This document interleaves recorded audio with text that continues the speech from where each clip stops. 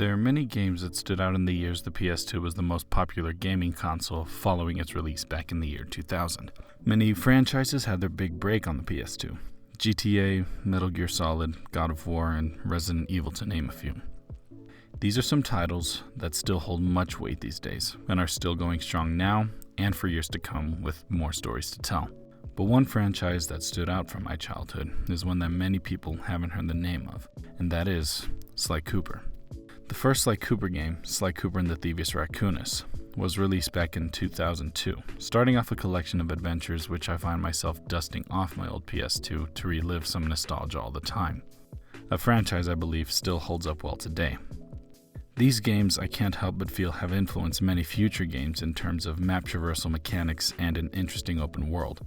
I plan to speak of all 4 games in the series, as well as include the 2 comics that Sucker Punch released before the second and the third game, as well as the animated short used to promote the 4th game. But for now, I want to do a full story breakdown of the one that started it all, and the one that truly began my love for gaming. On a quiet early morning in the city of Paris, we are following a figure cloaked in darkness traversing the rooftops. He is on his way to a police station, a place thieves tend to stay away from, but not tonight. Tonight is the moment he has been waiting for his entire life. This is our main character, Sly, a thief who comes from a long line of master thieves, but we'll get into that later. Sly sneaks into the police station from the roof and cracks into a safe that holds his criminal record and the last known location of a Fiendish 5 member. After getting what he needs, he's confronted by Inspector Carmelita Fox. She's been trying to catch Cooper for quite some time, as implied by their dialogue.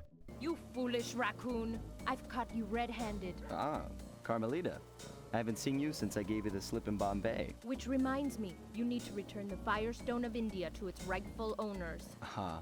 But it's time to make a quick getaway in the Cooper gang's team van.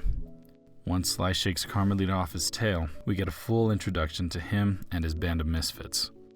Sly grew up learning about his legacy, the Cooper legacy, from his father. We don't learn much about Sly's father in the game, but all we know is that he was a master thief and most likely retired to take care of Sly and to teach him about the family business. Turns out, the family business is thievery. Sly's legacy goes way back, as far back as the Old West and the Dark Ages. We also learn that every generation of Coopers have recorded their greatest heists, achievements, and knowledge in a book that has been passed down through the family. This book is called the Theivius Raccoonus. Along with this journal, the Cooper cane, the main weapon of the family, has been passed down as well.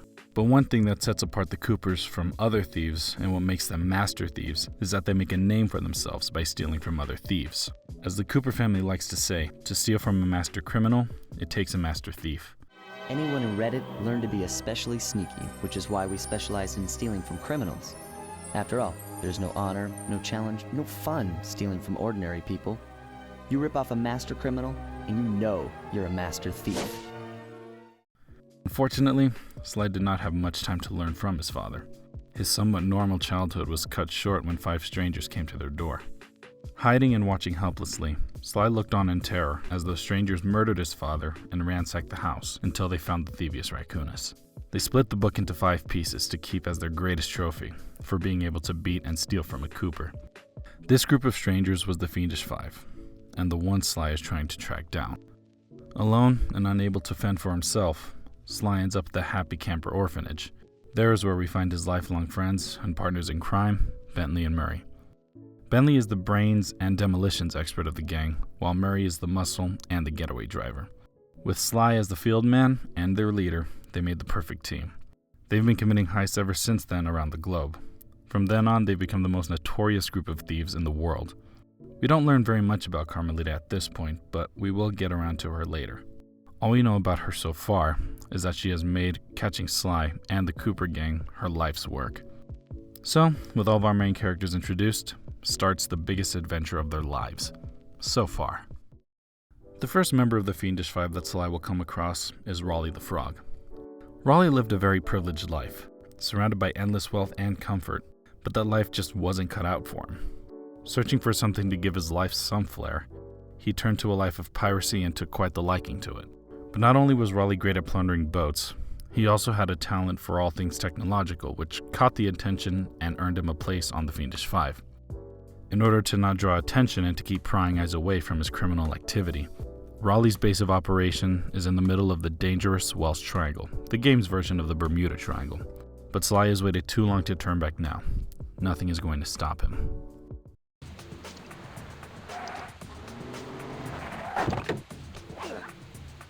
Sly shows up out the back of the team van to the harsh weather that was to be expected from going headfirst into the Welsh Triangle. This part of the game is mostly a tutorial to the basics of the climbing and traversal options that will be quite a staple of the games, like climbing ropes and swinging on hooks. But after you get past the first stage, you learn that Raleigh has been hiding his island with a flying weather machine, causing the terrible storms, destroying any ships that happen to pass by too close. We also find out that Raleigh has been using this weather machine to sink and loot ships. Just because he's become part of a team doesn't mean he can't enjoy what got him into crime in the first place. According to my amphibio positioning system, that big blimp is where Raleigh is hiding out. You know, that blimp looks more like a machine than a hideout. You're right, Sly. That is a storm machine. It's the reason why it never stops raining around here. That explains all the wrecked ships. But why would Raleigh want bad weather at his own hideout 24/7? Beats me. But rain or shine, I'm gonna steal my family's book back. And if Raleigh gets in my way, it's on. Bentley comes to the conclusion that Raleigh must be hiding in this weather machine. So in order to get to him, you have to collect 7 hidden keys in different levels on the island. I found a way up to Raleigh's hideout, but unfortunately, it is doomed to failure. You're not gonna tell me I have to shoot myself out of that cannon. I'm afraid that's the only way. Now you're talking. You're really scaring me, man. Anyway, to get inside that thing, you had to steal all 7 of Raleigh's treasure keys. The game does have sort of a big fetch quest vibe to it, but it's easy to look past with the creativity that went into the design of each environment. Many of the levels have clue bottles in them, basically the eagle feathers or lost backpacks of these games. Collecting them all will give you the combination to a locked safe that can be found somewhere in the level. The safes contain different pages of the Theivius Raccoonus with abilities of Sly's ancestors that you honestly forget you have and don't really use. I think the team at Sucker Punch noticed that because many of these abilities that Sly collects won't be available in following games. Collecting all the keys in a world or episode of the game will unlock a way to get to the boss, which in the case of Raleigh's episode is a cannon to fire Sly into the flying weather machine.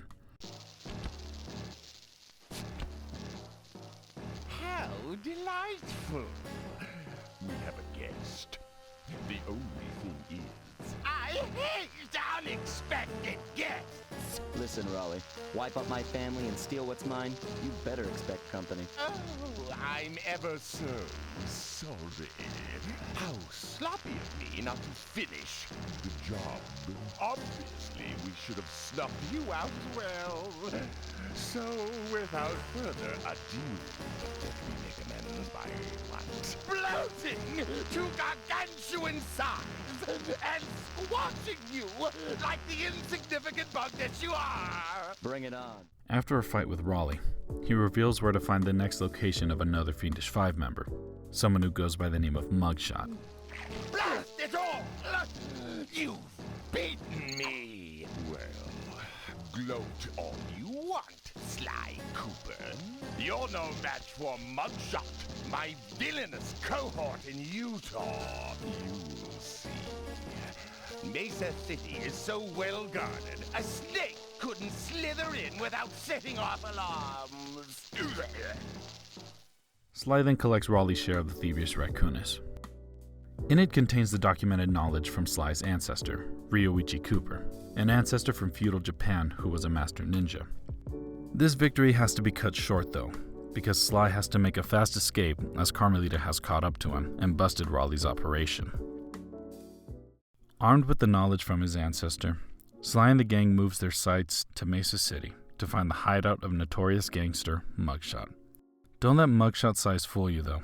He actually was born as the runt of the litter and was constantly picked on for it.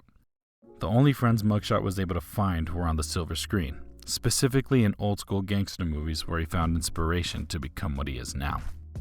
So, he started training, trying to turn himself into the biggest dog on the block so he can finally earn some respect through fear. His bulking size and affinity for crime earned him a spot on the Fiendish 5, and now has the attention of the Cooper gang.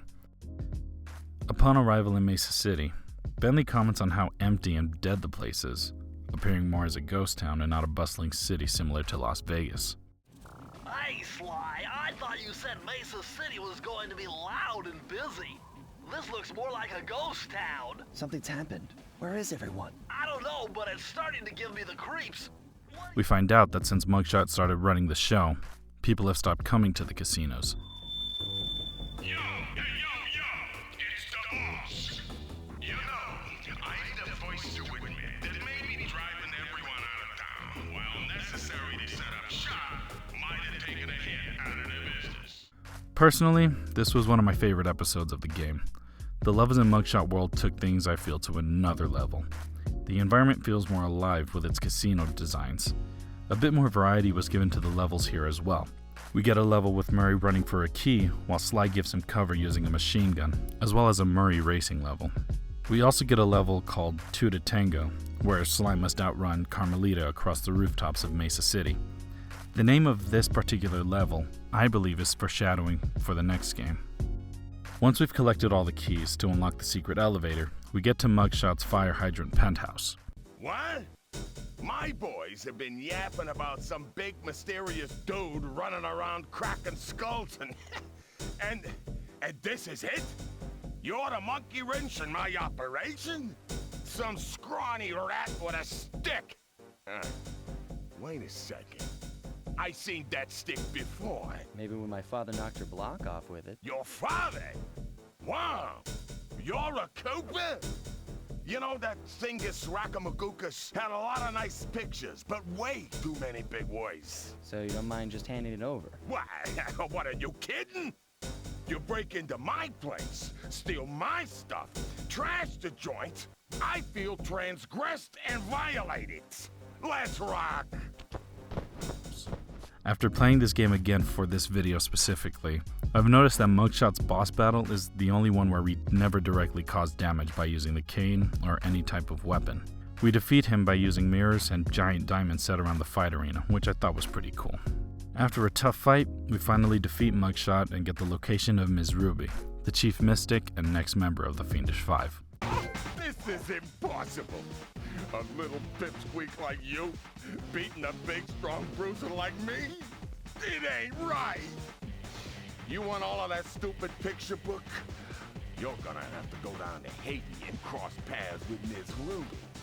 And then believe you me, you don't want to be you. The part of the Theivius Raccoonus that we retrieve from Mugshot shows the adventures and skills of an ancestor named Tennessee Kid Cooper, an ancestor from the Old West.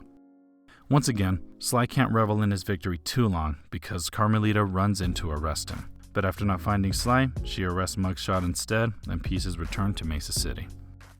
Deep in the heart of the Haitian jungle is our next opponent, Ms. Ruby. Being part of a family of mystics, Ms. Ruby has always been the outcast to other children as she grew up.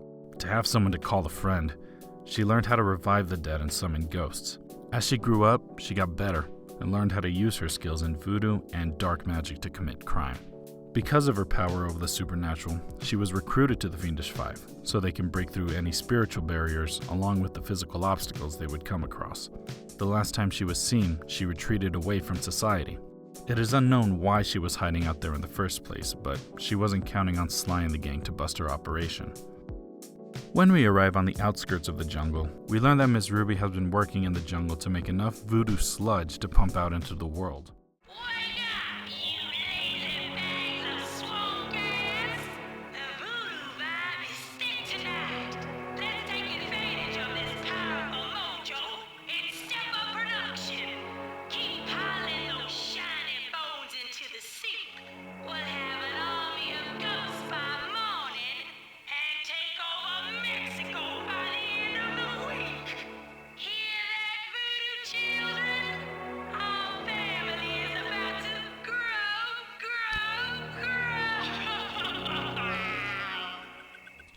In many of the levels in Vicious Voodoo, we can see parts of her plan that she put into place, but we sabotage them while trying to retrieve the treasure keys.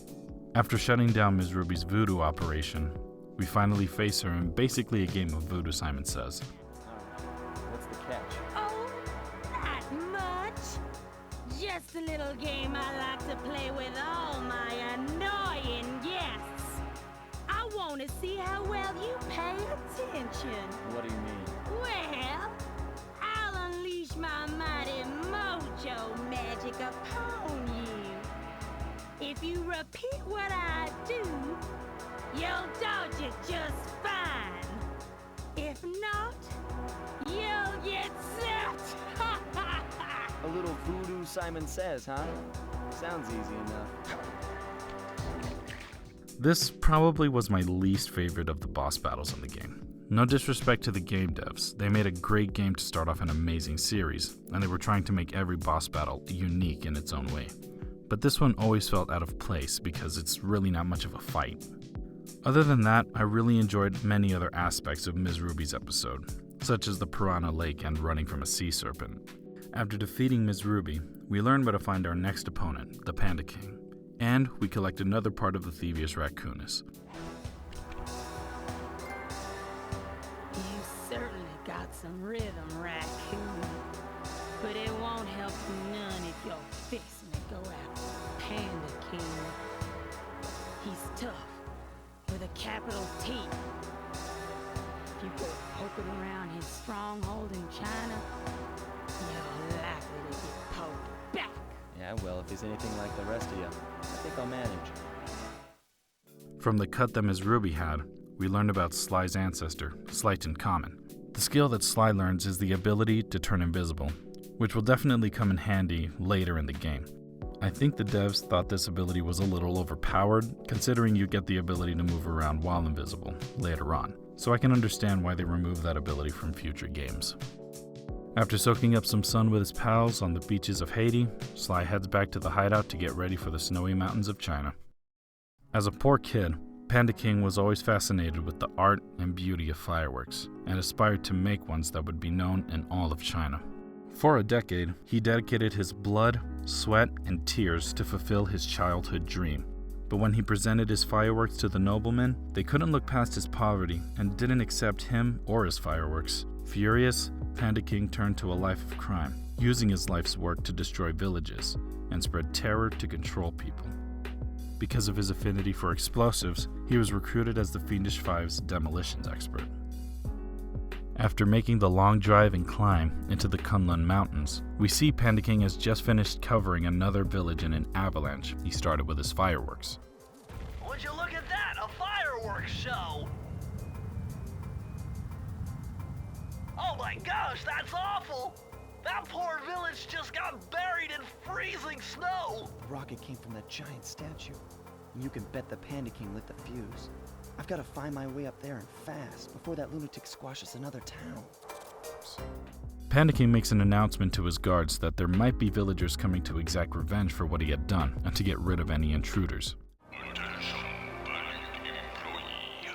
Sadly, income finished not to pay for avalanche protection service, and so I am forced to bury alive under many tons of snow. Please be on guard for any surviving villager that come looking for revenge. Thank you. That is all.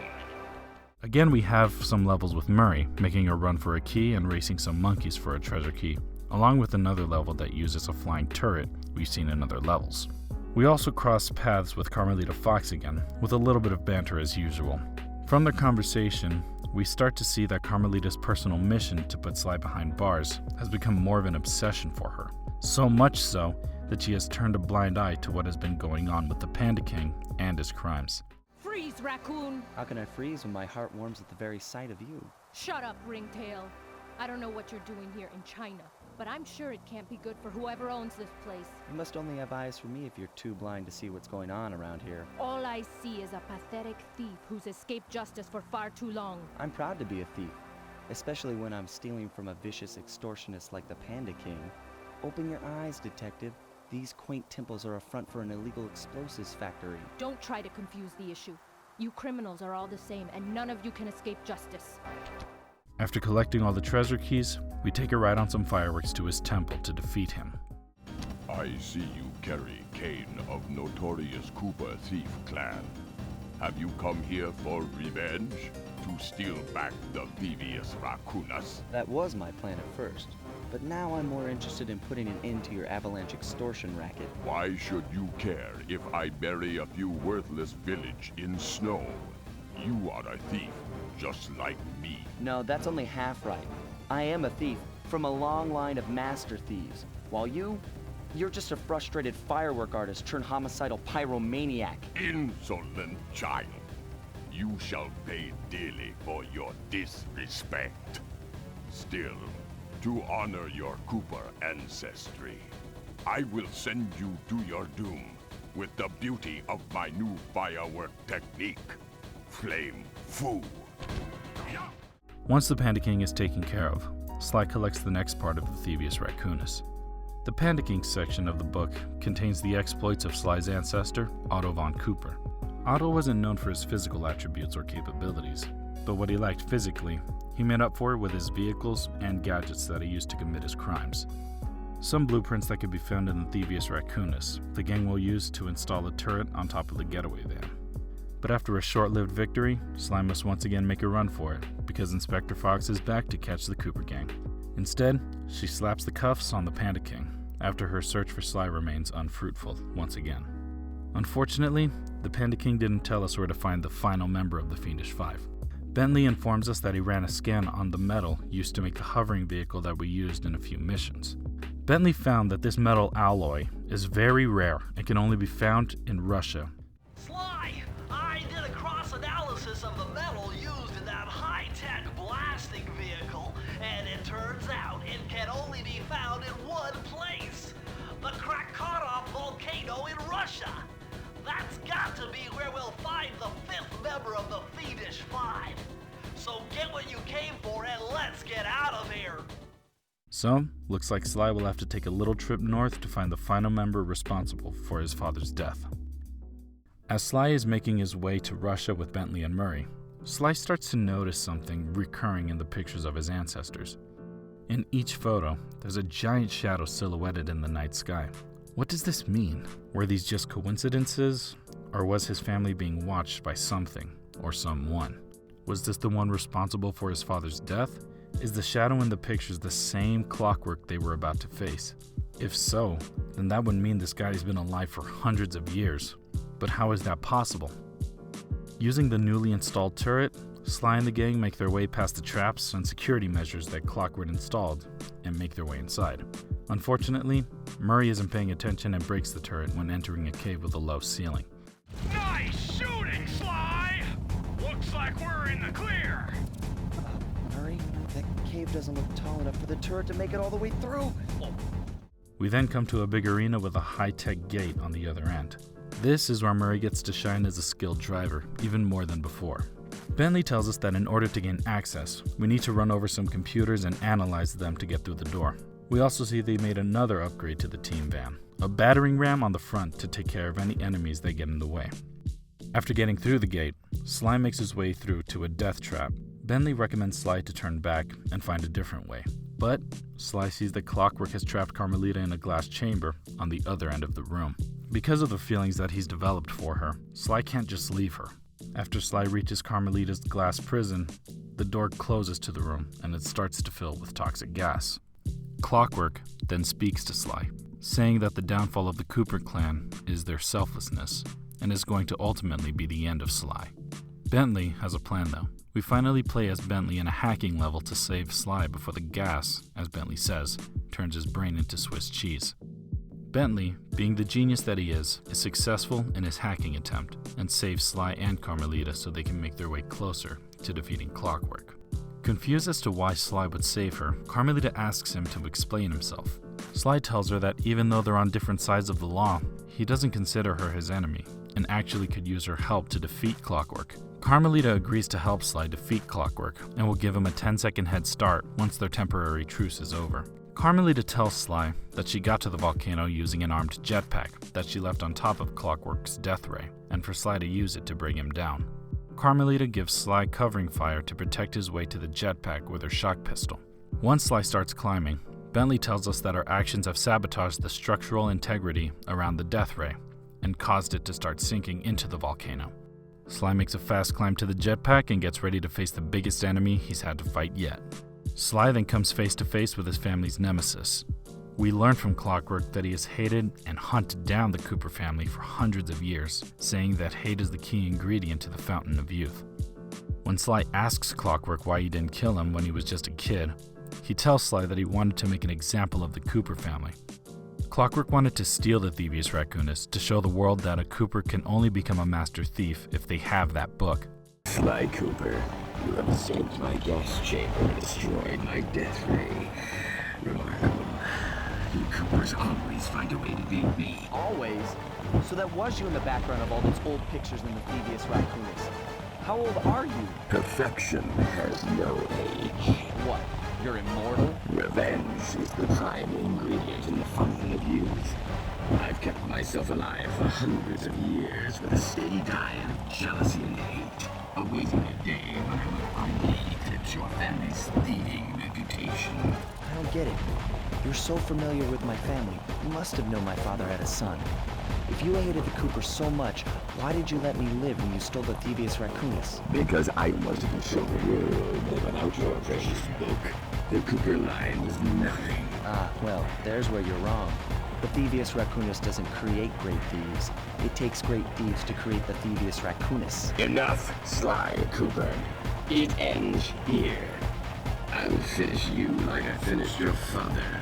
And the Cooper line will be erased, and the only master thief will be Clockwork.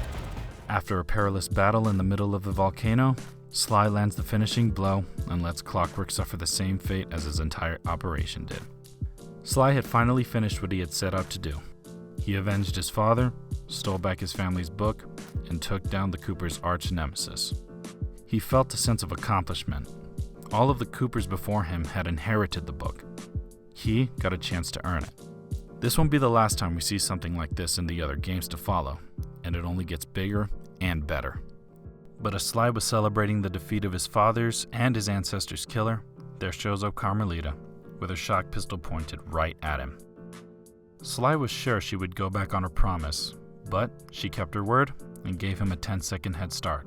But as Carmelita started counting down, Sly didn't move a muscle. As Carmelita reaches 5 seconds, she starts to slow down, confused as to why Sly wasn't trying to make an escape like he usually does. So, she kept counting. Sly then surprises her with a kiss on the last second. But Carmelita's reaction isn't anger, but in fact it looks more like affection, hinting to us that the feeling Sly feels for her might be mutual. But while she's distracted, Sly handcuffs her to a rail and takes the key. Sly feels a little bad for leaving Carmelita at the edge of an active volcano, but he knows she'll get free and catch up to them eventually. But for now, Sly has to start documenting his own adventures in the Theivius Raccoonus and make a bigger name for himself as a master thief. That pretty much wraps up the main story of the first game, but the story doesn't end there.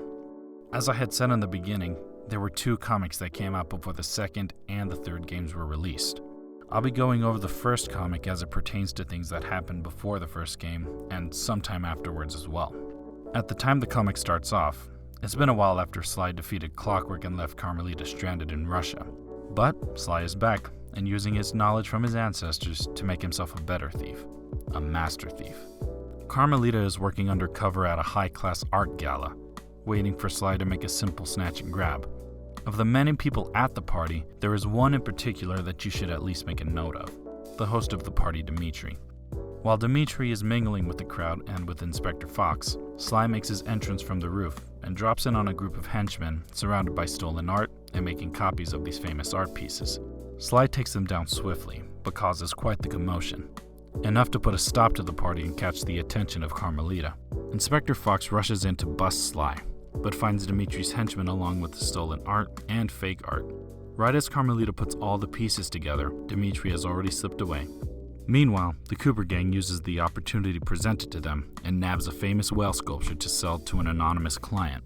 While loading the van with the loot to take to the airport, Sly can't help but remember the gang's first heist, stealing cookies from the orphanage where they all met. Not much in this flashback really contributes a whole lot to the story, but we do get to see that they always stuck together since the beginning of their friendship. Cut back to the present, Sly's little hiccup caused the gang to be slightly behind schedule, and Carmelita is now on their tail. To make it to the airport on time, Sly decides to go back to distract Carmelita. Bentley has a feeling, though, that Sly put the behind schedule on purpose to flirt with Inspector Fox.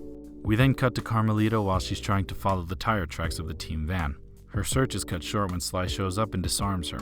Sly and Carmelita then reflect back to the time they first met, with Carmelita getting the drop on him while he was traversing the rooftops of Paris. She then arrested him, tied him up, and locked him in a broom closet. Carmelita at the time was protecting the necklace of a famous opera singer, and only arrested Sly because he was in the wrong place at the wrong time. Sly recalls that the previous inspector had given Carmelita a hard time because of how important that necklace was. Unfortunately, the necklace was stolen by a crew member anyway, but to Carmelita's luck, Sly got free from the broom closet, caught the real thief, and returned the necklace to the police without being seen. A few times during their interaction, Sly and Carmelita think to themselves of how the other is obsessed with them, showing that they feel very differently than what they show. Sly is a little bit more open about his emotions, but Carmelita knows that she can't really show how she feels. A cop and a criminal could never work out. After distracting Carmelita and buying his friend some time to get going, Sly makes a speedy escape and meets back up with the gang. So that's basically where everything concerning the first game comes to an end. I know there wasn't much in terms of story, and the combat was a little bit underwhelming, but this game was a great starting point for where the series would eventually go. Every franchise needs a starting point, and I think that the team at Sucker Punch did a fine job of crafting these characters.